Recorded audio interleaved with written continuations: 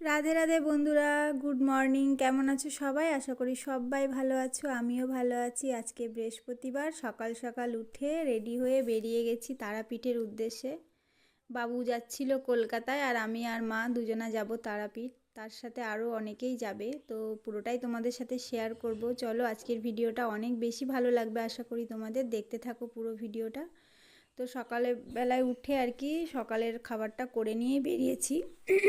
কেননা কি আজকে আমাদের বাইরের খাওয়া দাওয়া হবে না, ওখানে গিয়ে পুজো দেবো যেহেতু, সেই কারণে আর কি বাইরের খাওয়া দাওয়া করব না, নিরামিষই খাওয়া দাওয়া করব। আর হোটেলে তো পেঁয়াজ রসুন ঠেকাঠেকি হয়, ওই কারণে বাড়ি থেকে নান আর আলুর দম করে নিয়ে সকাল সকাল রেডি হয়ে বেরিয়ে গেছি। দেখো, বলতে বলতে পৌঁছেও গেছি। সকালে 6:30টার লোকালে গেছিলাম আমরা।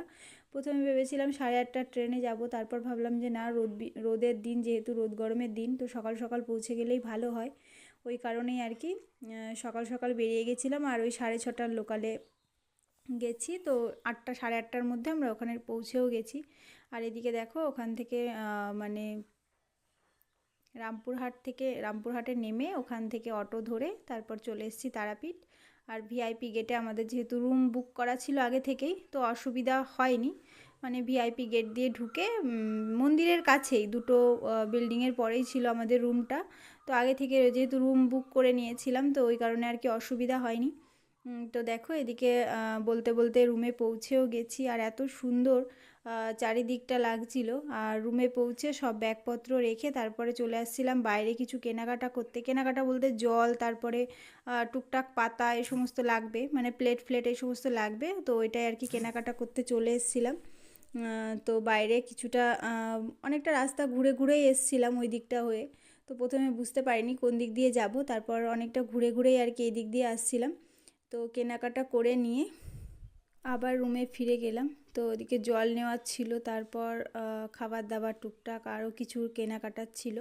তো সেগুলোই আর কি কেনাকাটা করে নিয়ে চলো তোমাদের সাথে রুমটা দেখাই। বেশ সুন্দর ছিল এদিকে রুমটা। আমাদের এই দিকের রুমটা আর কি বুক করা হয়েছিল, এসি রুম নিয়েছিলাম। তো পরিষ্কার পরিচ্ছন্ন ছিল। এদিকে দেখো, মা মামুনি দুজনাই শুয়ে পড়েছে, এসে পুরো ক্লান্ত হয়ে গেছে। আর আজকের ওয়েদারটা না পুরো ঠান্ডা ঠান্ডা ছিল। তো এরকম ওয়েদার হবে জানলে এসি রুম নিতাম না, বেকার টাকা পয়সা নষ্ট করে এতগুলো টাকা দিয়ে।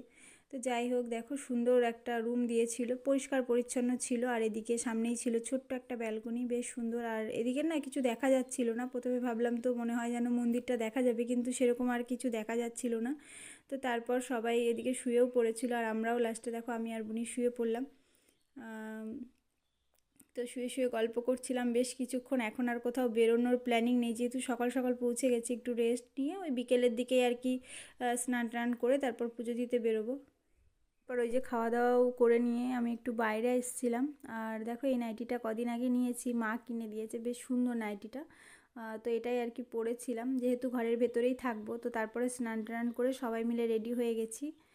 বাইরে একটু ঘোরাঘুরি করব, তারপরে রাত্রেবেলায় আমরা পুজো দেব। পুজোটা আমরা ওই 8:30 এরকম, 8:30 পৌনে 9টার দিকে, যেহেতু মন্দির বন্ধ হয় 9টায়, তো আমরা ঠিক মন্দির বন্ধ হওয়ার আগেই আর কি পুজো দেবো। সেরকমই আমাদের যে পান্ডা ধরা হয়েছিল সে সেরকমই কথা বলেছিল, তাহলে পুরো মায়ের দর্শন সুন্দরভাবে করতে পারবো। আর এদিকে দেখো, সবাই সুন্দর করে রেডি হয়ে গেছি।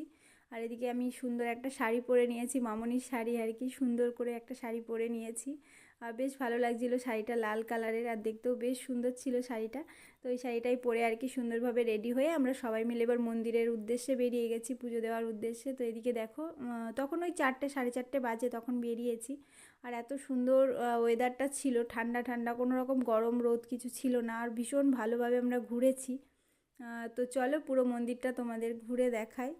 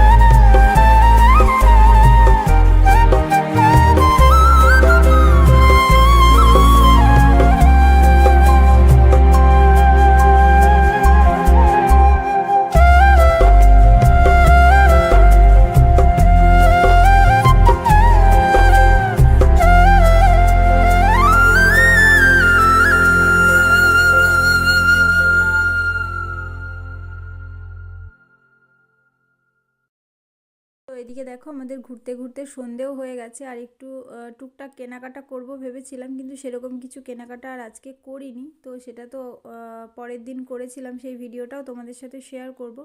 তো দেখো এদিকে সবাই মিলে ঘুরতেও বেরিয়েছিলাম, আর আমাদের যে ক্যামেরাম্যান ছিল অত্যন্ত ভালো ক্যামেরাম্যান। মাঝে মাঝে তোমরা দেখতেই পাবে যে ক্যামেরাটা কত পরিমাণে বাজে হয়েছে, মানে ভিডিও করাটা সেটা দেখলেই বুঝতে পারবে যে ক্যামেরাম্যান কতটা বাজে পরিমাণে ক্যামেরাম্যান নিয়ে গেছিলাম আমি সাথে করে। তো যাই হোক, কী আর বলবো, কিছু করার নেই, এইভাবেই তোমরা ভিডিওটা দেখো, কিচ্ছু করার নেই। আমার এমনভাবে ভিডিও করেছে যে কোনো সময় হয়তো ঘুরে গেছে ভিডিও, কোনো দিক মানে এদিক হয়ে গেছে ওদিক হয়ে গেছে, কাজ কারো দ্বারাই হয় না। তো যাই হোক, এই নিয়ে আর কথা বাড়িয়ে লাভ নেই। তো এদিকে দেখো সবাই মিলে একসাথে ঘুরছিলাম। তো প্রথম প্রথম তো ভিডিওগুলো ভালোই করছিল, মানে লাস্টের দিকে এমন ভিডিও করে দিয়েছে যে না ছেড়েও পারলাম না, আবার দিতেও হলো। তো যাই হোক, দেখো এদিকে সুন্দরভাবে আমরা ঘোরাঘুরি করে তারপরে চলে গেলাম মন্দিরের দিকে পুজো দিতে। আর আমরা পুরো মন্দিরটা খালি পায়েই ঘুরেছিলাম, জুতো আমরা খুলে রেখেই গেছিলাম, মানে আমাদের রুমেই রেখে গেছিলাম জুতো। আর এদিকে দেখো মন্দিরে উঠছি, আর এবার ওখান থেকেই আর কি ডালা নিয়ে নেব। আমাদের ডালা নিতে আবার যেতে হবে বাইরে। তো একটু সময় আরতি দেখবো, ওই 6টার দিকে আরতি শুরু হয়, 6টা সাড়ে 6টার দিকে। আর এত পরিমাণে ভিড় হয়ে গেছিলো যে আরতিটা আমরা ভালোভাবে দেখতেই পাইনি। তারপর মা ওদেরকে ওখানে দাঁড় করিয়ে দিয়ে আমরা আবার ডালা কিনতে চলে গেছিলাম।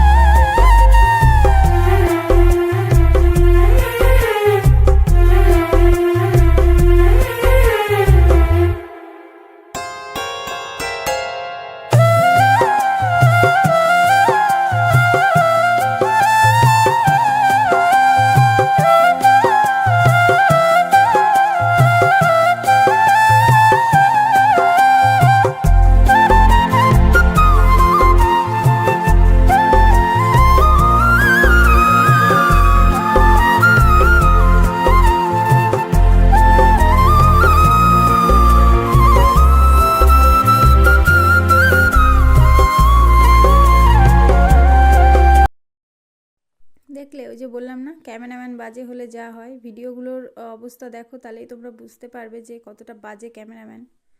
তো যাই হোক, এদিকে দেখো ডালা কিনে নিয়ে আমরা চলে এসেছি পুজো দিতে, মন্দিরের মানে পুজো দেওয়ার উদ্দেশ্যে মন্দিরে চলে এসেছি। আর পুরোটাই তো তোমাদের বললাম যে খালি পায়েই ঘুরেছি, তো সেই কারণে আমাদের জুতো রাখতে হয়নি কোথাও, আমরা রুমেই জুতো রেখে এসেছিলাম, মানে হোটেলেই আমরা জুতো রেখে তারপরে সবাই মিলে এসেছিলাম। আর এদিকে দেখো 3টে ডালা নিয়েছি, সবার জন্যই আর কি ডালা নেওয়া হয়েছে। তো এদিকে আমরাও আলাদা করে ডালা নিয়ে নিয়েছিলাম।